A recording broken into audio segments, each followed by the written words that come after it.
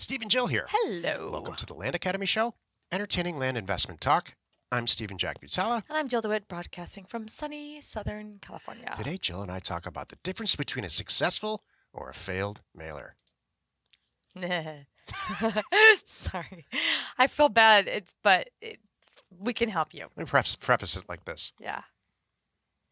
I've done millions and millions and millions of letters. Oh my gosh. Millions since the We 90s. should have added, that would be a good thing to know. We all talk about how many properties that we've Talk about proven. turned, but right, the number of offers, I should calculate. You should go back and calculate that because it's staggering and it's not stopping. I mean, now we're doing it with houses and other things too. So it's like, I've had exactly it's one comical. failed mailer in my life. And will you shave it for the show? Yeah. Thank you. My point is to preface it with this. The name of this episode is the difference between a failed mailer and a successful mailer. I would say 90+% of all the mailers that go out by all the members, regardless of where they are in their career, Right. yield a property acquisition. Yes. Like everything, Jill and I Yes. hear about the failed ones and not the successful ones. Exactly. It's the squeaky wheel. Exactly. So we're going to try to address and help. Thank you.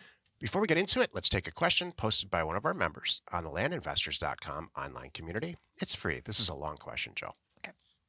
Robert asks, is there anyone out there that actually uses the equity planner tool shown in the Rural Vacant Land Chapter 3 video, Finding Your First Target Market?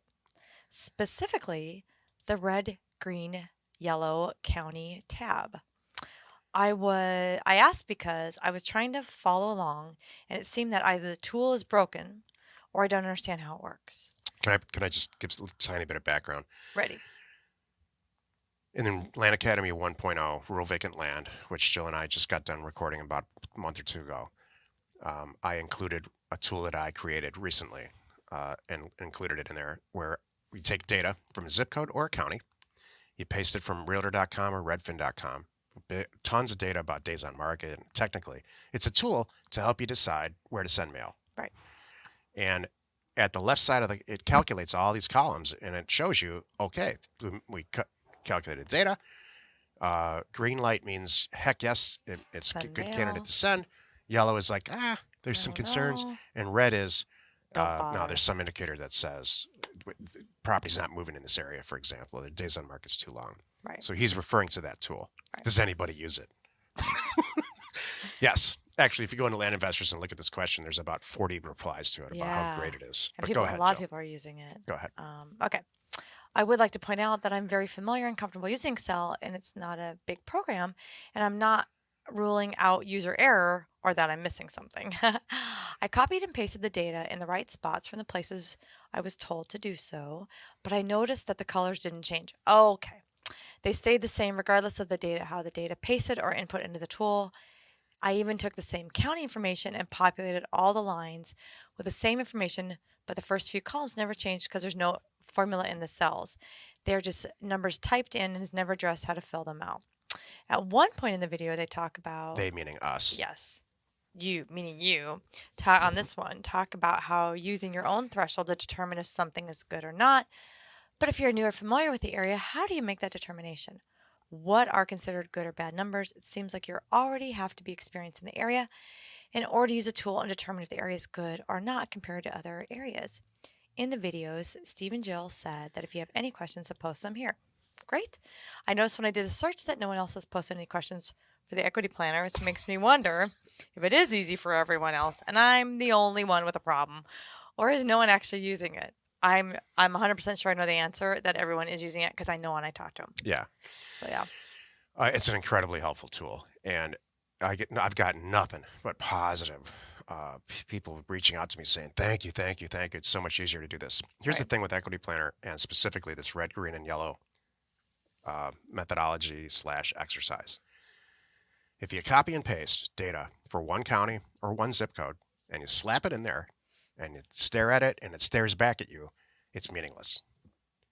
It's only useful if you look at it compared to adjacent or surrounding areas. So if I'm going to say, let's say, I'm filming House Academy right now, and we use Mesa, Arizona. Jill and I sent 10,000 letters for houses in Mesa, Arizona, and bought several properties, many, like 5 or 8 properties. I can't remember the total. And I pitted one zip code. There's like 10 or 12 zip codes in Mesa, I think. Pitted one zip code against the next, against the next, against the next, and we ended up choosing to send all the zip codes because it worked out great, except for one. Because there's one really wealthy area in Mesa that were just not conducive. The days on market are too long. It's not a good house flip area. And I pitted it against all the surrounding communities and decided to use Mesa based on that. It's only useful in its relativity. That being said, that sounds like you. No, I was that's waiting it. for you to say that.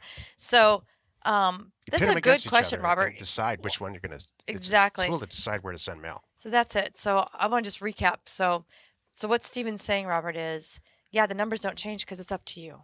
And that's what we talked about at our live events. We talked about this in detail with especially the intermediate group, because that's who this was really kind of targeted for at that point. Was really, it's up to you to decide where's your threshold for green. My green might be your yellow, and my yellow might be your red, because you're new and you're like, I'm not going there. It's got to hit me in the face before I green line it. So that's I'll tell it. you. And that's what he's saying right now. You can't just pull one in and expect it to be green. You need to be looking at 20, and you're going to go, and then you're going to see the pattern. You're going to go, all right, these have sucky days on market. Yep. These all have good days on market. All right, I bumped those up. And That's now it. I'm going to look at this. You nailed it, Jill. Okay, and these, I don't like the way there's too many properties.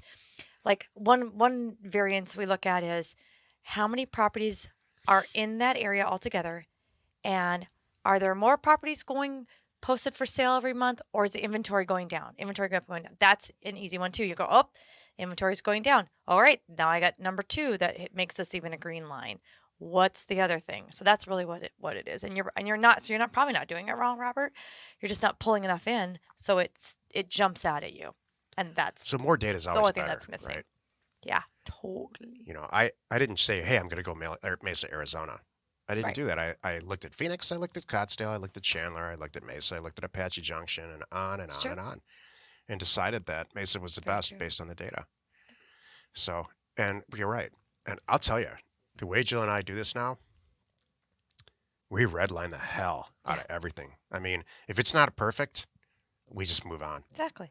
And it wasn't like that always. No. It used to be when we started out working together, you were much more forgiving. That's much more funny.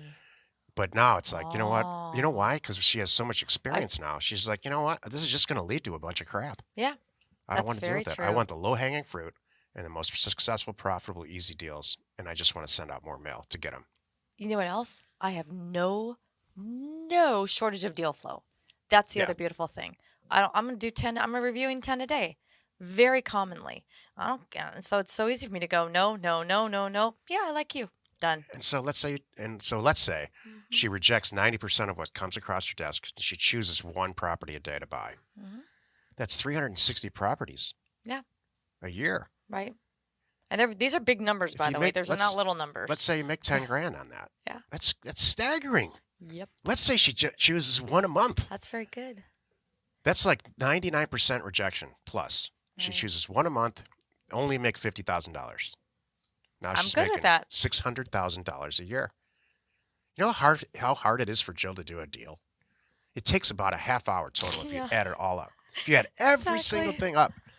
So she's working a half hour a month, making $600,000 a year. That's the opposite of a rant. That's like a celebratory. It is true. Weird dad that's celebratory great. thing. Thank you. That's perfect. And it's not just Jill. No, it's not just me. Many members are I spending got a half people hour right a month. alongside me doing the same thing, and some doing it better. Yeah. Today's topic, the difference between a successful or a failed mailer. This is the meat of the show. Jill, I noticed that you wrote down some notes. I did. I noticed that you're actually going to participate in this episode. I usually do. You stinker. This is kind of a technical one, so I just assumed that I was going to talk. But so go ahead. No, I have a lot to say about it. As the new CEO, I would like to share a few things. So I was thinking about this. What's the difference between a successful mailer and a failed mailer? Well, first of all, a successful mailer, we kind of get it. it was great. It was priced well. You had, say you sent out 1,500 units for rural vacant land. It came back. You had, I don't know, 20 or 30 signed offers to review. You picked your 5 favorites and you move on. That's great. That's kind of the definition of a successful mailer. Yeah, a successful mailer, let me jump in real quick, Sure. is measured by yield. So for every 300 or so offers you send out on rural vacant land correctly, you're going to buy a property. Right. For infill lots, which are properties that are buildable, that are like, let's say, in between a house and an urban area, about every 1,500 or so, maybe 2,000. Right. And for houses, SFRs, detached residential, single-family residential, it's about 3,000. Exactly. It's closer to 1,500 for us, but I like to say 3,000 so people don't get upset. Exactly. A failed one doesn't yield those numbers. Exactly. And the question is, well, then why?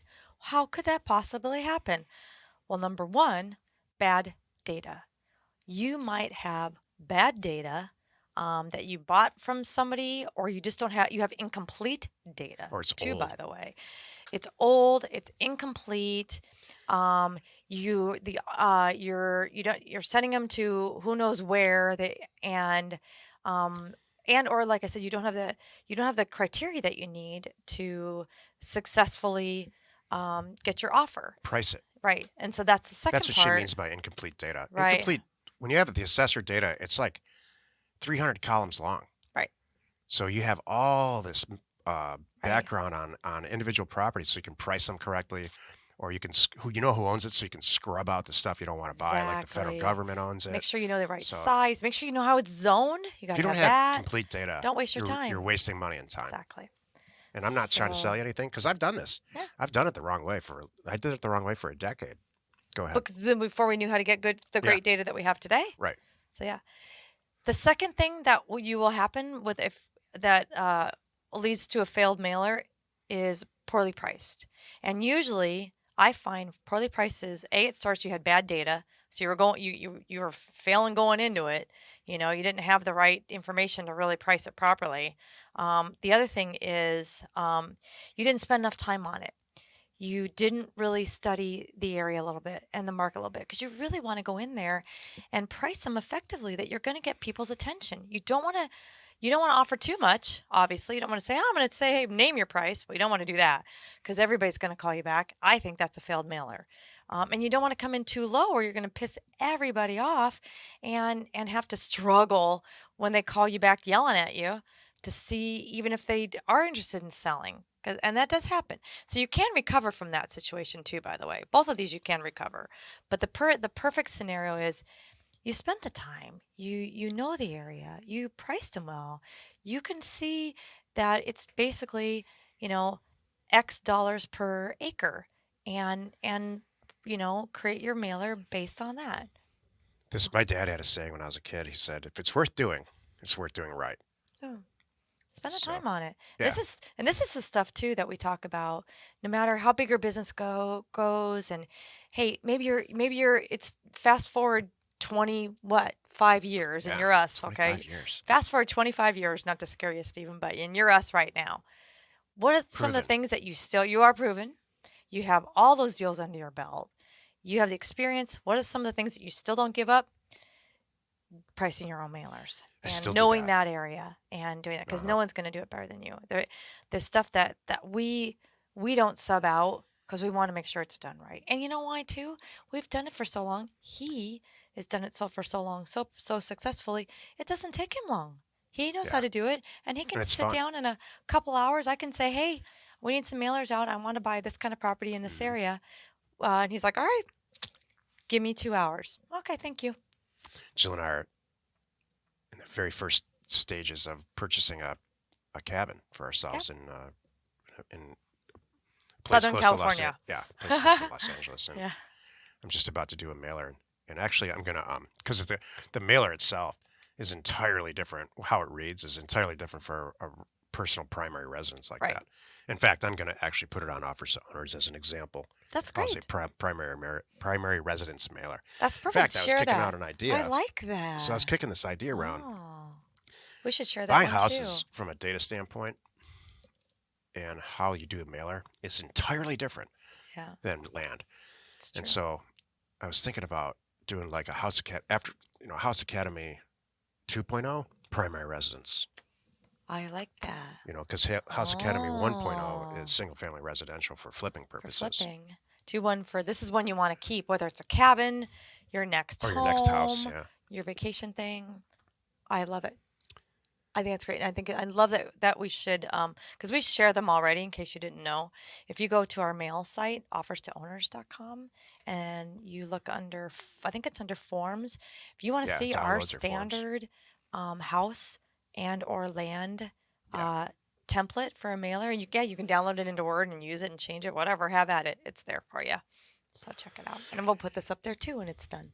If you have bad Thank data you. or incomplete data, this is, I mean, Yeah. if you go into Bigger Pockets and type in the word mailer and listen to what people are saying, and a vast Yeah. majority of what you'll read is something like this. Yep, just failed at another mailer again. As you know And why? and here's Oh, why. Here's why they I fail. forgot. Yep. They sent out a postcard. First Yep. of all, postcards do not work. Yep. Period. Or they sent it to current resident. Yep. They didn't send it to John and Sally Smith. Right. And they They also said, I want to buy your house. they didn't put a purchase price in Yep. there. All right. Every time I actually talk to a seller, and I don't do it too much anymore, our staff does or Jill does. I used to ask him, hey, do you get a lot of letters like this? And every single one say, I get a bunch of letters, but none of them with a purchase price in it. None like this. So we utilize a mail merge, right? Right. That's what we teach. So it looks like the person who's opening that letter, it looks like you just sent it to them. Right. You didn't send it to 25,000 other people in the area. Like you singled them out. It's because of this mail merge concept. So there's a right way and a wrong way to do this. And we obviously teach that. A couple of days ago on the podcast, somebody said, do I really need to buy this stupid Land Academy thing? It costs 50 cents a letter to send out. You might as well do it right. Or you're just going to be wasting a lot of postage and you're going to upset a lot of people if the price is too Yeah. low. Or you're going to get way too many responses if your price is too high. So just learn how to Right. do it right. Exactly. Or go buy a convenience store. Right. One of the two. But Or don't do something it else. halfway. Maybe a mall sunglass hut. That would be good. Yeah, that'd be easier than a convenience store. Much easier. All right, Jill. So what do you do? How in do I this recover? Yeah, Okay. how do you recover? So here we go. You did a failed mailer. Like, oh, great. I didn't listen to Stephen and Jill and I overpriced it. This is things that comes up on our member calls. So when these people call back mad, or they're thrilled, but The you know, sellers. well, here's the thing. We But laugh not about our this. members, the sellers. No, our call sellers. back. But what's so funny is when sometimes now and then on our member calls, our members will say, well, I obviously failed because every single person called me back. They all love my price. And I clearly over offered too much money. Oh my gosh. What do I do? So that one, what you do is you go look it up, say, thank you very much. Go look it up, check it out, do your due diligence, see what you want to offer, and then come back. And there's a nice way that you can say, and I clearly goofed. I'm really sorry, but actually, my acquisition fund shows, I can pay X. It's harder to recover from that one, by the way, when you over offer. But you, in a nice way, say, hey, I actually pulled some comps in the area, and this is what I really do think it's worth. And hey, I understand if that doesn't work for you, but I'm willing to pay X. You can turn it around. You can, and let it go into the ball in their court and leave it at that. And be silent, by the way. We talked about this on one of our member calls too. The value of silence, letting them think about it. Don't be the first one to talk. Let them do it. And if they need to sleep on it, they might say, I don't know. No, that doesn't work for me. Leave the door open. We have members who intentionally do this. Yeah. Just to get them on the phone. Leave the door open don't and do let that. them know that, hey, if you change your mind 30 days from now, then or whatever you feel like, call me back. I'll still buy it. That's my price. And then let them go. And by the time they walk around saying, I have an offer for X, I want to sell it for Y, and they realize no one's willing to pay Y, they're going to call you back and go, all right, you know what? I get it. I'll take your X kind of thing. That happens a lot. The other thing that happens is the failed mailer, you went in too low and you pissed off everybody. Those are the calls that I think happen more often, and those are the fun ones. I think they're funny and hilarious because I can get, maybe because I'm a girl too. I get them on the phone and I'm comfortable. I'm like, okay, I clearly missed a zero, or I totally botched that up. I am so sorry. There's a way you can say that and get them to calm them down. And then after you're done, all you're really trying to do is figure out, are they calling you because they're mad, or they're calling you because they're mad at the offer, but they do want to sell? So once you determine that real quick, go, all right, now that we figured that out, do you want to sell? Yeah, actually I do. Great. Okay. Well, how about this? Let me go back. I will relook at this, see what it's worth, and get back to you, kind of thing. If you need, I'm assuming you're new and you need to do this. And then I go and then I come back too with, here's why I think it's worth this. And, spell it all out. And then the same thing, the ball's in their court. Did you want to add anything? Pricing is imperative. Yeah. If you are a member, you already know the value of a mail merge versus stupid postcards and all that. There's all the wrong ways to do a mailer. Right. And which is the vast majority of people do one mailer that are not members. They do one mailer and they never do it again. Right. Jill and I have gone to real estate meetups, and like institutional apartment people will say something like this. Yeah, we tried a mailer once and it just didn't work. Or how about the one we have the other thing too. They did a mailer. They didn't really understand what they were doing. They still bought something. Yeah. It was that's great. my point here. I'm like, what just That's happened? my Why are point. you not so let's doing? say Keep going the on yield that. figures that I threw out in the beginning. Yeah. Let's say your yield is twice as bad. Okay. Right. Instead of 300 mailers, you bought one for every 600 you sent out. Right. Is that really failing? Exactly. It costs 50 cents. To send a mailer out. Exactly. If you send 3,000 mailers out, it's going to cost $1,500. And you buy a piece of property, mark it up 10 grand, and resell it that week. Right. Did you win or lose? Let's say it's 9,000 mailers, cost $4,500, and you sold the property for $10,000 more. Yep. Did you win or lose? Exactly. So, failed mailer is very, very, very rare. A failed mailer, the mailer I mentioned earlier, I did an unsuccessful mailer. It was in Michigan. And I completely priced it incorrectly. And people, this is a lot of years ago. I priced it like it was Arizona, which is, people in Michigan are overly falsely proud of. I'm from Michigan. I can say all this stuff. Right.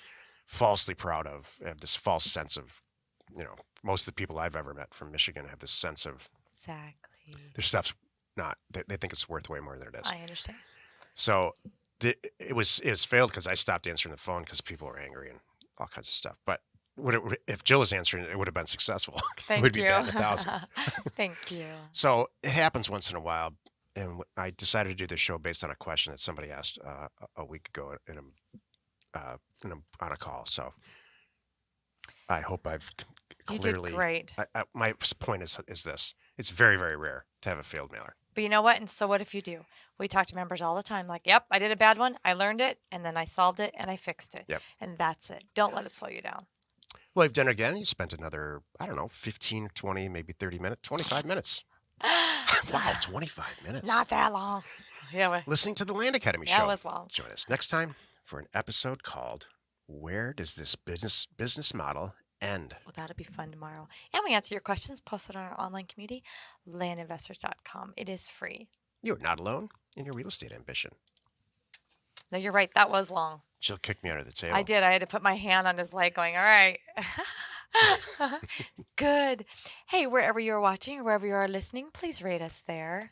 We are Steve and Jill. Information and inspiration to buy undervalued property.